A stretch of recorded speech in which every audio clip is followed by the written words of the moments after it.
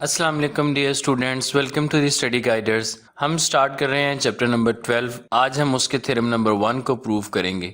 The measure of central angle of a minor arc, कि जो minor arc का central angle है of a circle, एक circle का, is double than that of angle subtended by corresponding major arc.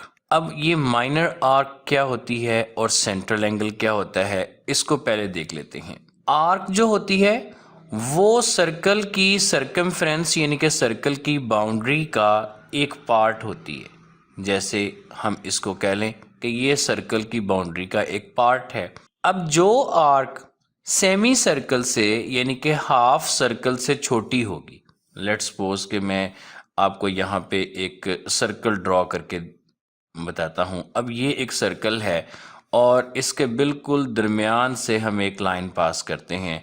तो अब ये इतना डिस्टेंस जो है ये सेमी सर्कल का एक सर्कमफेरेंस है, ठीक है, यानी कि ये आर्क बिल्कुल हाफ सर्कल के इक्वल है। अब इससे छोटी अगर कोई भी आर्क ले लें, यानी कि यहां से लेके यहां तक आर्क ले लें, तो ये वाली आर्क जो है ये माइनर आर्क कहलाएगी। जैसे ये मैंने बाहर एक बनाई। अब ये आर्क जिस सर्कल का पार्ट है उसका एक सेंटर भी है, तो इसके सेंटर के साथ इस आर्क के बिल्कुल एंड पॉइंट्स का, किनारों का जो एंगल बनेगा, इस एंगल को हम कहेंगे कि ये वाला एंगल सेंट्रल एंगल है। ये एंगल सेंट्रल एंगल कहलाएगा। अब इसकी कॉरेस्पॉन्डिंग मेजर आर्क क्या होगी? अगर इस सर्कल को अब हम कंप्लीट करें तो ऑलमोस्ट ये तकरीबन एक सर्कल, ठीक है, जिसके अंदर हमने पहले इसको कहा था कि ये इसका सेंटर है और ये इसका सेंट्रल एंगल बनता है। लेकिन ये जो मैंने येलो कलर में आर्क बनाई है, ये एक हाफ सर्कल से बड़ी आर्क है, ये इसकी मेजर आर्क कहलाती है।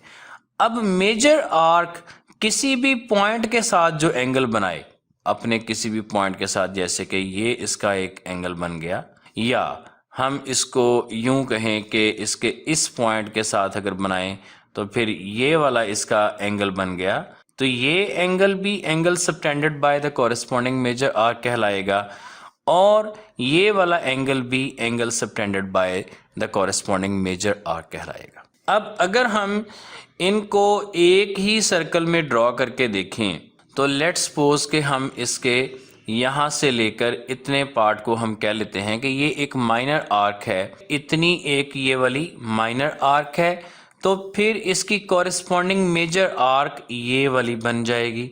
अगर हम इसका सेंटर कहते हैं और ये इसका बन गया सेंट्रल एंगल, तो फिर इसके किसी भी पॉइंट के ऊपर, लेट्स सपोज जी कि हम इसके इस पॉइंट के ऊपर हम इसके कॉरेस्पॉन्डिंग मेजर आर्क का एक एंगल बनाते हैं, तो वो ये बन जाएगा, ठीक है।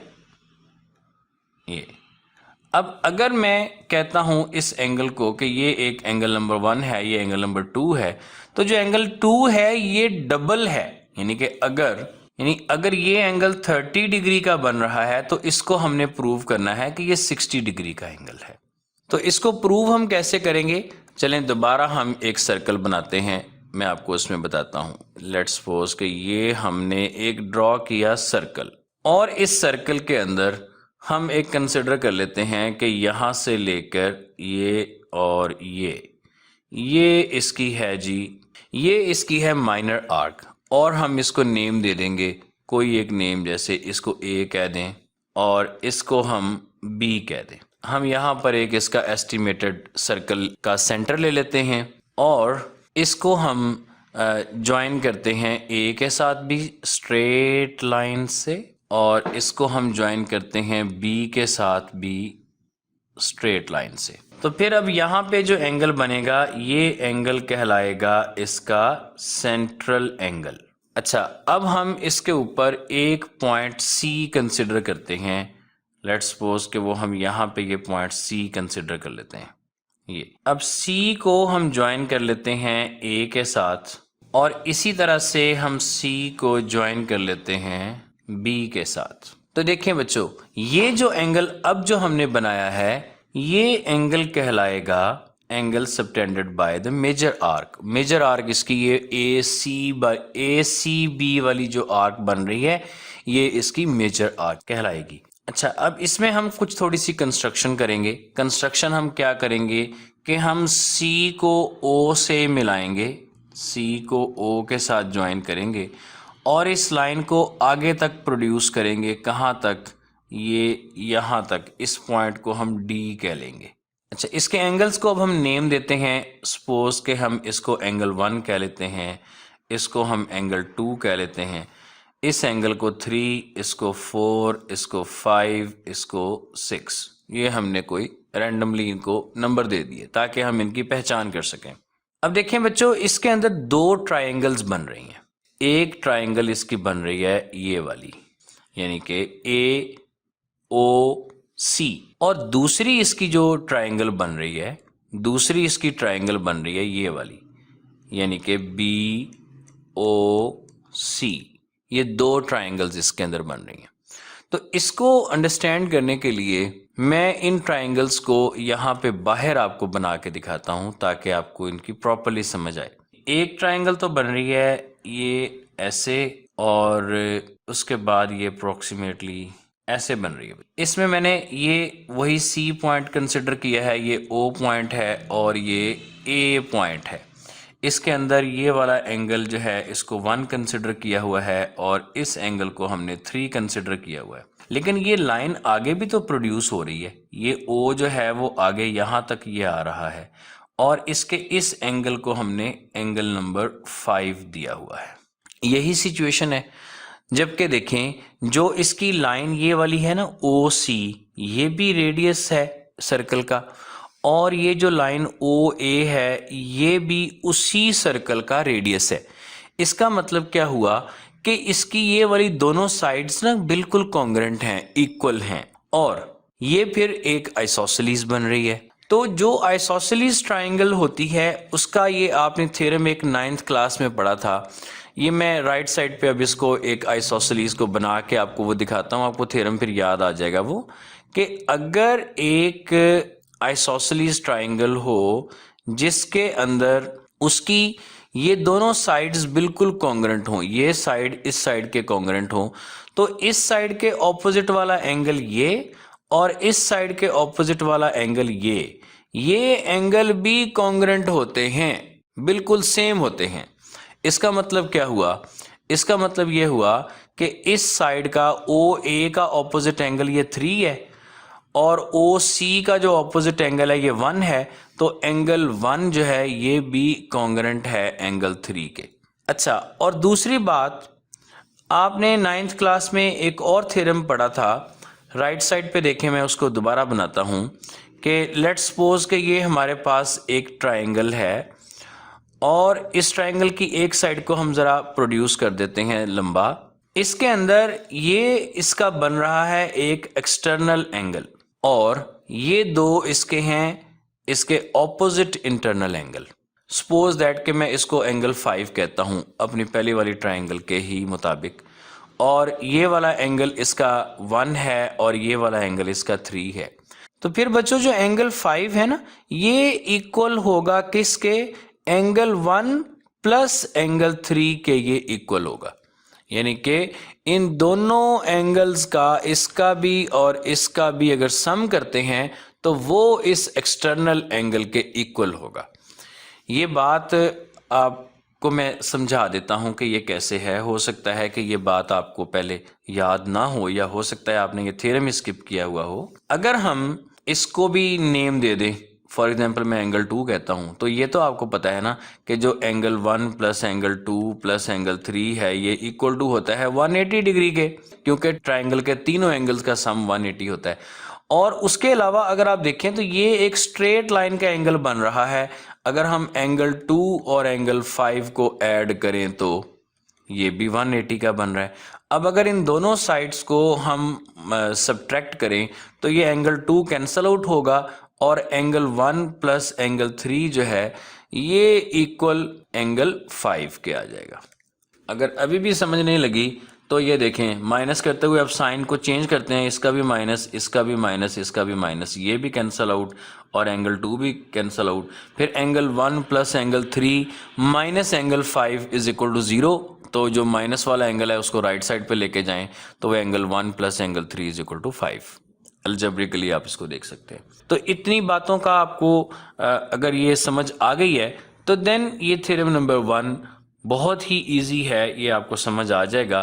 तो बच्चों इस थ्योरम की इंपॉर्टेंस ये है कि ये थ्योरम कोई 100 टाइम्स से भी ज़्यादा दफ़ा एग्जाम्स में आ चुका है और ये आइंदा भी आता रहेगा, इसलिए आपने इसको बहुत अच्छे तरीके के साथ प्रिपेयर करना है।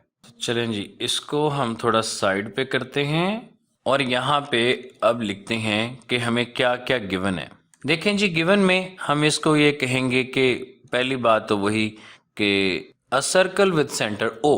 अच्छा जी, दूसरी बात जो हमने इसमें कहनी है वो ये कहनी है कि AB, अब इसके ऊपर ना लाइन नहीं डालनी आपने, क्योंकि लाइन सेगमेंट के लिए होती है, जबकि ए बी आर्क है तो इसके ऊपर हमने आर्क का सिंबल बनाना है। A B is minor arc. अच्छा, अब दूसरी मेजर आर्क भी ए बी ही है, लेकिन उसके दरमियान में जो सी हमने लिखा हुआ है, डिफ्रेंशिएट करने के लिए हम इसके दरमियान में सी अब लिखेंगे।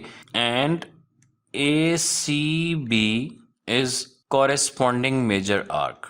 अच्छा, और उसके अलावा हमें अब जो यहाँ पे गिवन है वो बताने के लिए हमें बताना पड़ेगा कि सेंट्रल एंगल कौन सा है और angle subtended by major corresponding arc कौन सा है। तो इसमें हम इसको ये कहेंगे कि देखें जी, angle A O B is central angle and angle A C B is angle subtended by A C B, कि ये मेजर आर्क का सबटेंडेड एंगल हो गया। अच्छा, ये सबटेंडेड बाय की बजाय ना आप इसको सर्कम एंगल भी लिख सकते हैं, दोनों ठीक हैं। अच्छा जी, तो इसके बाद टू प्रूव क्या है, हम इससे पूछते हैं कि बता तेरी रजा क्या है। तो वो कहता है कि जो जनाब एंगल है major angle A O B, ये डबल है किससे, major angle A C B से। तो ये बात हमने प्रूफ करनी है। अब तो फिर हमने कंस्ट्रक्शन क्या किया है, इसमें कंस्ट्रक्शन में हमने ज्वाइन किया है C with O and produced it till D। और उसके अलावा हमने एक और काम भी किया है, वो हमने किया है given names to angles, angle 1, angle 2, angle 3, angle 4, angle 5, angle 6 to as per figure, कि जनाब फिगर से देखो हमने कैसे नाम दिए। तो अब हमने इसका देना है प्रूफ, स्टेटमेंट्स एंड रीजंस। सारा कुछ फिगर से देख के ही लिखना है। तो देखें जी, पहले हमने इसके ये रेडियस जो हैं, एक O से लेके C तक और एक O से लेके A तक, इसको हमने कॉन्ग्रेंट कहना है। OC, ये अब इसके ऊपर एक लाइन आएगी क्योंकि ये एक लाइन सेगमेंट है। OC is congruent to OA, क्यों, क्योंकि ये रेडियाई हैं ऑफ सेम सर्कल। तो बाय डेफिनेशन एक सर्कल के तमाम रेडियाई इक्वल होते हैं। तो फिर हम ये कह सकते हैं अगर ये इसकी OC और OA साइड्स इक्वल हैं तो फिर हमने कहना है कि एंगल 1 कॉन्ग्रेंट है एंगल 3 के, जैसा कि मैं आपको पहले बता चुका हूँ कि एंगल 1 कॉन्ग्रेंट एंगल 3। तो इसकी हमने रीज़न क्या देनी है कि ये ऑपोजिट एंगल्स हैं, opposite angles of congruent sides. अच्छा जी, अगर वो कॉन्ग्रेंट हैं तो उसके बाद अब हमने इसको कहना है कि ये जो एंगल 1 एंगल कि ये जो एंगल 5 है ये किसके इक्वल है, ये 1 + 3 के इक्वल है। तो हम लिखते हैं कि angle 5 congruent to angle 1 + angle 3। इसकी रीज़न हम क्या लिखेंगे कि external angle of triangle is equal to sum of opposite internal angles. जब एंगल 1 एंगल 3 के कॉन्ग्रेंट है, इसको हम कह लेते हैं नंबर 1, इसको नंबर 2 कह लेते हैं। जिस वक्त अब हम एंगल 1 की वैल्यू पुट करेंगे इसमें, तो इक्वेशन नंबर 2 क्या बन जाएगी कि angle 5 is equal to angle, अब 1 लिखने की बजाय एंगल 1 इक्वल है एंगल 3 के, तो हम लिखेंगे एंगल 3। प्लस दूसरा भी एंगल 3 है। इसको आप यहाँ पे ये भी कह सकते हैं कि by putting the value from 1, या जस्ट कह दें कि बाय 1 and 2, बाय 1 and 2। अच्छा, अब देखें, अब इसको हम सम कर सकते हैं कि एंगल 5 किसके इक्वल हो गया, 2 एंगल 3। ठीक है ना, जैसे आप x प्लस एक्स को 2x कहते हैं, इस तरह से एंगल 3 प्लस एंगल 3 2 एंगल 3। हमने ये प्रूव किया कि ये वाला जो एंगल 5 है ये डबल हो गया किससे, एंगल 3 से। तो इसी तरह से इसको हमने एंगल 4 कहा हुआ है, तो जो एंगल 6 है ये एंगल 4 का डबल होगा bye adopting the same method जो हमने लेफ्ट साइड पे किया वही करते हुए। तो अब उसको हम सारे को दोबारा नहीं करेंगे, बल्कि हम यहाँ पे लिखेंगे सिमिलरली जो एंगल 6 है ये डबल है किसके, एंगल 4 के। अब इसको हमने कह देना है नंबर 3 और इसको कह देना है नंबर 4, और इनको ऐड कर लेना है। यानी कि जिस वक्त हम इनको ऐड करेंगे तो देन हम इनको ये लिख सकते हैं कि जो इनकी लेफ्ट हैंड साइड्स है उनका सम करें, एंगल 5 प्लस एंगल 6 ये कॉन्ग्रेंट है 2 एंगल 3 प्लस 2 एंगल 4। अब ये जो 2 है इसको बच्चों हम यहाँ से ये देखें, इसमें भी है इसमें भी है, हम इसको ले सकते हैं कॉमन। तो हम इसको फिर लिख सकेंगे कि angle 5 plus angle 6 is equal to 2 into angle 3 plus angle 4। अब अगर आप एंगल 5 और 6 को देखें तो ये टोटल एंगल इतना बनता है जो कि सेंट्रल एंगल है, यानी कि ये AOB है। और अगर 3 और 4 को सम करें तो ये एंगल बनता है जो कि मेजर आर्क का सरकम एंगल है, सबटेंडेड एंगल है, 3 प्लस 4 यानी कि ACB। तो फिर हम इसको लिख सकते हैं कि जिसको हमने 5 प्लस 6 कहा हुआ है ये है एंगल AOB, और ये कॉन्ग्रेंट हो गया 2 इंटू एंगल ACB के। तो यही बात तो हमने प्रूव करनी थी और वो हमने कर दी। सिर्फ हम यहाँ पे एक इसकी रीज़न देंगे कि हमने 3 प्लस 4 किया, तो ये जो हमें रिक्वायर्ड थी, जो चीज़ हमने टू प्रूव में लिखी थी वो हमने प्रूव कर दी। तो देखा बच्चों आपने कि ये थ्योरम बिल्कुल भी मुश्किल नहीं है, सिर्फ इसकी अगर आपको समझ आ जाए तो देन ये बहुत इजी है, और ये बहुत दफ़ा रिपीट हुआ है और नेक्स्ट भी इसने रिपीट होना है। ठीक है, जैसी मर्जी स्कीम बन जाए उसकी आप फिक्र ना करें, इसके आने के बहुत ज़्यादा चांसेस है, तो इनको बहुत अच्छी तरह से तैयार कीजिए। ठीक है जी, फिर मिलते हैं नेक्स्ट वीडियो में थ्योरम नंबर 2 के साथ। तब तक के लिए इजाज़त, अल्लाह हाफिज़।